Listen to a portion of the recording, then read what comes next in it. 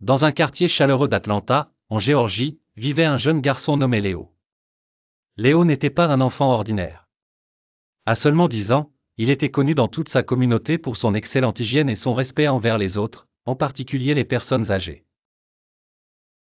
Chaque matin, Léo se levait dès que le soleil pointait à travers la fenêtre de sa chambre. Il sautait du lit et le faisait soigneusement, lissant chaque pli des draps.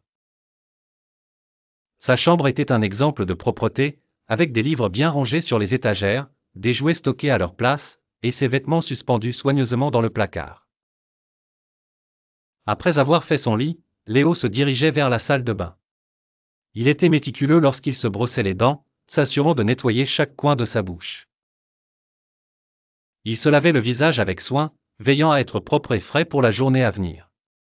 Léo comprenait l'importance de prendre soin de son corps, et cela se voyait dans sa façon de se comporter. Au petit déjeuner, Léo était toujours poli. Il remerciait ses parents pour le repas et proposait de les aider à nettoyer ensuite. C'était un petit geste, mais que ses parents appréciaient énormément. Ils avaient enseigné à Léo la valeur du respect dès son plus jeune âge, et il avait pris leur leçon à cœur.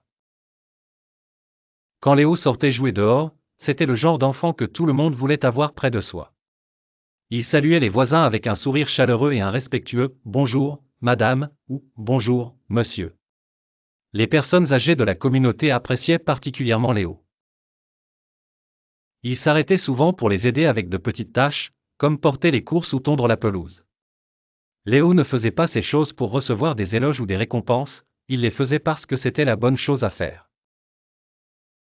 Un après-midi, Madame Jenkins, une dame âgée qui vivait au bout de la rue, avait besoin d'aide pour son jardin. Son dos lui faisait mal, et elle avait du mal à se pencher pour s'occuper de ses fleurs. Léo la vit en difficulté en passant par là en rentrant de l'école. « Bonjour, Madame Jenkins » appela Léo en s'approchant d'elle. « Voulez-vous que je vous aide avec votre jardin » Madame Jenkins sourit chaleureusement à Léo. « Oh, ce serait merveilleux, Léo. Merci beaucoup. »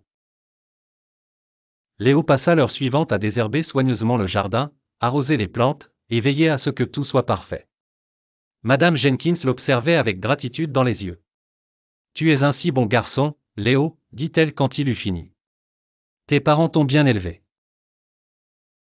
Léo rougit et secoua modestement la tête.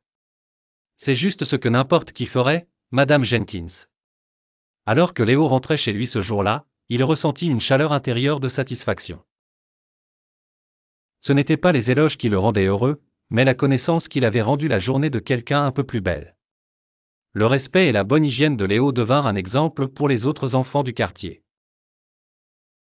Ses amis commencèrent à garder leur chambre propre, à se brosser les dents 2 fois par jour, et à être plus polis envers les personnes âgées.